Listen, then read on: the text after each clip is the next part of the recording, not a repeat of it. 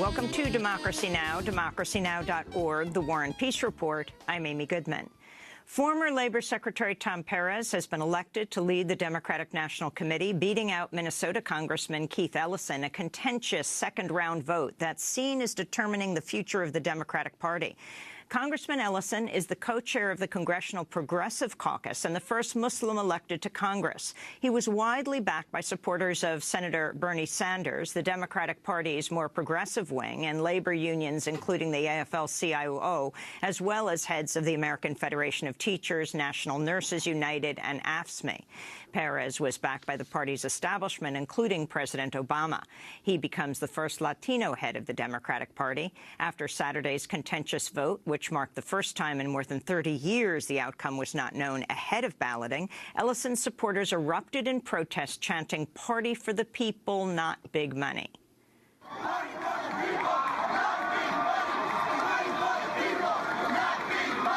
Perez quickly appointed Ellison deputy party chair, a new position. Standing together, they both urged party unity. This is Tom Perez. Where do we go from here? Because right now we have to face the facts. We are suffering from a crisis of confidence, a crisis of relevance. We need a chair who can not only take the fight to Donald Trump, make sure that we talk about our positive message of inclusion and opportunity, and talk to that big tent of the Democratic Party. We also need a chair who can lead turnaround and change the culture of the Democratic Party and the DNC. Some critics say Saturday's vote represents the Democratic Party's failure to learn from its left-leaning base and from the party's defeat in the November election. Current Affairs editor Nathan Robinson wrote, "At this point, one has to conclude the National Democratic Party has a death wish," unquote. We'll have more on the DNC vote later in the broadcast. President Trump again escalated his self-declared war on the media while speaking at CPAC. That's the Conservative Political Action Conference Friday. A few days ago, I called the fake news the enemy of the people, and they are. They are the enemy of the people. Because they have no sources, they just make them up when there are none. That's Donald Trump speaking at CPAC on Friday, the same day the White House took the unprecedented act of barring the New York Times, CNN, Politico, the Los Angeles Times, the BBC, and several other news organizations from an off-camera briefing known as the Gaggle. Several right-wing news outlets were allowed to attend, including Breitbart, the Washington Times, and One America News Network. Then, the following day, Trump announced he will not attend the White House Correspondents Association dinner in late April, despite the tradition that presidents attend the black tie affair. The last time a president skipped the dinner was when President Ronald Reagan didn't attend in 1981 because he had been shot in an assassination attempt. On Sunday, White House spokesperson Sarah Huckabee explained Trump's decision to skip the dinner by saying, quote, "One of the things we say in the South is, if a Girl Scout egged your house, would you buy cookies from her? I think that's a pretty similar scenario," she said. In 2011, Trump attended the dinner and was ridiculed by President Obama. Now, I know that he's taken some flack lately, but no one is happier, no one is prouder to put this birth certificate matter to rest than the Donald. And that's because he can finally get back to focusing on the issues that matter. Like, did we fake the moon landing? What really happened in Roswell? And where are Biggie and Tupac? That was President Obama ridiculing now President Trump, but it was back in 2011, the White House Correspondents Association dinner. On Sunday, news also surfaced that White House Press Secretary Sean Spicer has attempted to crack down on leaks coming out of the White House by calling an emergency meeting, then forcing his staff to submit to a random phone check to prove they hadn't been leaking information to the press. Spicer also reportedly warned his staff not to leak news of the meeting to the press. But the news did leak to Politico, which broke the story Sunday. We'll have more about the Trump administration and the media after headlines.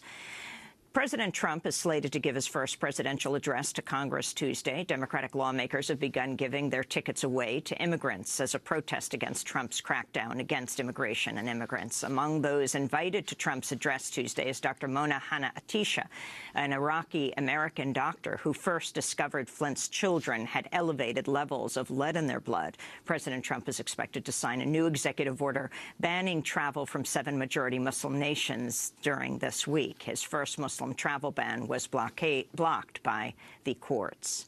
Despite Trump's first travel ban suspension, the son of legendary boxer Muhammad Ali was detained for hours by immigration officials at Fort Lauderdale Hollywood International Airport February 7th, only a few days after the travel ban was blocked nationwide by Seattle District Judge James Robart. The lawyer for 44-year-old Muhammad Ali Jr. says as he was going through customs on the way back from Jamaica, he was stopped, asked if he was Muslim. Then when he said yes, he was held in question for nearly 2 hours about his religion. Olympic gold medalist, reality TV show star, and Republican Trump supporter Caitlyn Jenner has issued a direct message to President Trump calling the administration's decision to reverse President Obama's landmark decision to order public schools to let transgender students use the bathrooms matching their chosen gender identity a disaster. Finally, I have a message for President Trump from, well, one Republican to another. This is a disaster, and you can still fix it. You made a promise to protect the LGBTQ community. Call me. President Trump's pick to head the Navy, Philip Bilden, is withdrawing his name from consideration, saying he, quote, will not be able to satisfy the Office of Government Ethics requirements without undue disruption and materially adverse divestment of my family's private financial interests, unquote. Bilden is a private equity investor who has amassed a fortune in Hong Kong. He's the third of Trump's cabinet nominees to withdraw in recent weeks, including Labor Secretary nominee Andrew Puzder and Army Secretary nominee Vincent Viola, who also withdrew over concerns about financial scrutiny.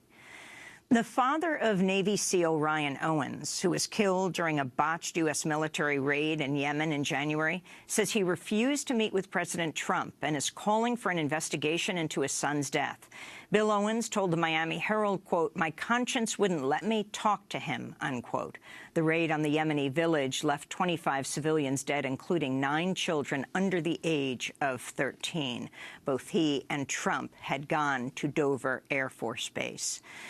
President Trump is expected to tell federal agencies today to create a budget for the upcoming fiscal year that will sharply increase military spending while dramatically cutting spending across domestic agencies. The New York Times reports the budget will include cutting tens of billions of dollars from the Environmental Protection Agency and the State Department.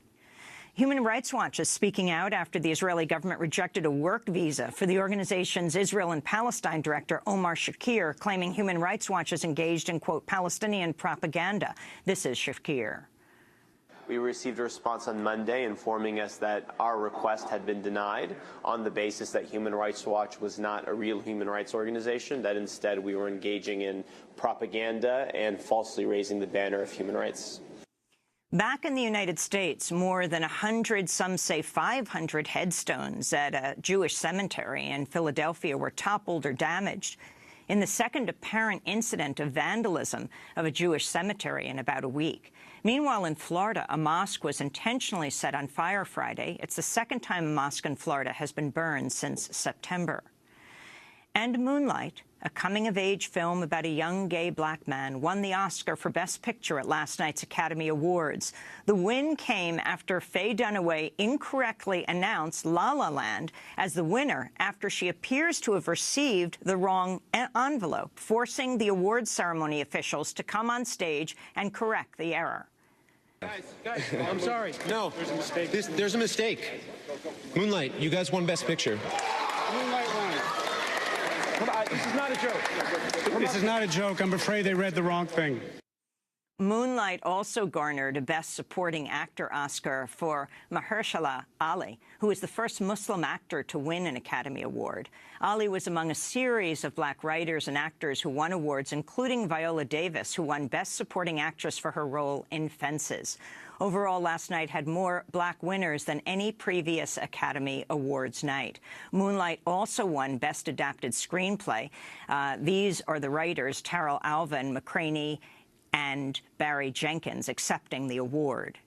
All you people out there who feel like there's no mirror for you, that your life is not reflected, the Academy has your back, the ACLU has your back, we have your back, and for the next 4 years, we will not leave you alone. We will not forget you. Two boys from Liberty City up here on this stage representing 305. This goes out to all those black and brown boys and girls and non-gender conforming who don't see themselves. We're trying to show you, you and us. So thank you, this is for you. Throughout the awards ceremony, many of the attendees also wore blue ribbons to show their support for the ACLU. The awards ceremony also included other political moments. Emma Stone, who won Best Actress for her role in La La Land, wore a Planned Parenthood pin. Mexican actor Gael Garcia Bernal denounced Trump's border wall while announcing the Oscar for Best Animated Feature Film. White Helmets won the Oscar for Best Documentary Short Subject. In their acceptance speech, the directors read a statement from Raed Saleh, the head of the organization, calling on people to, quote, work on the side of life to stop the bloodshed in Syria and around the world, unquote. Iranian-American astronaut Anousheh Ansari accepted the Oscar for Best Foreign Film on behalf of Iranian director Asghar Farhadi, who boycotted the Oscars over Trump's Muslim travel ban. This is Ansari reading Farhadi's statement.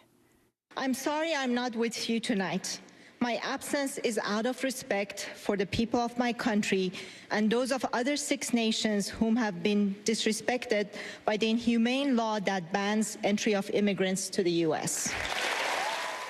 Ahead of the awards ceremony, the directors of the Oscar-nominated foreign language films issued a statement reading, quote, on behalf of all nominees, we would like to express our unanimous and emphatic disapproval of the climate of fanaticism and nationalism we see today in the U.S.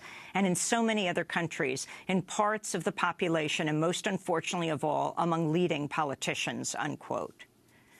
O.J. Made in America won for Best Documentary, beating out Ava DuVernay's 13th about mass incarceration and Raoul Peck's I Am Not Your Negro about James Baldwin, and other documentaries. And award ceremony host Jimmy Kimmel critiqued President Trump throughout the night, including during his opening statements. We're at the Oscars, the Academy Awards. You're nominated. You got to come. Your families are nominated. Your friends. Some of you will get to come up here on this stage tonight and give a speech that the President of the United States will tweet about in all caps during his 5 a.m. bowel movement tomorrow. And I think that's pretty darn excellent, if you ask me. As of now, President Trump has not yet tweeted about the Oscars. And those are some of the headlines. This is Democracy Now!, democracynow.org, The War and Peace Report. I'm Amy Goodman. And I'm Juan Gonzalez. Welcome to all of our listeners and viewers around the country and around the world.